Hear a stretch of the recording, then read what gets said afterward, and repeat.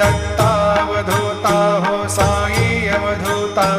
जोडून करतव चरणी ठेवी तो माथा जय देव भेदन तत्वी हिंदू यवनांचा काही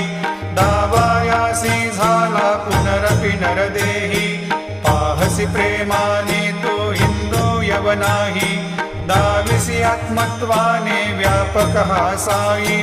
जय देव दत्तावधूता हो साई अवधूता जोडून करतव चरणी ठेवी तो माथा जय देव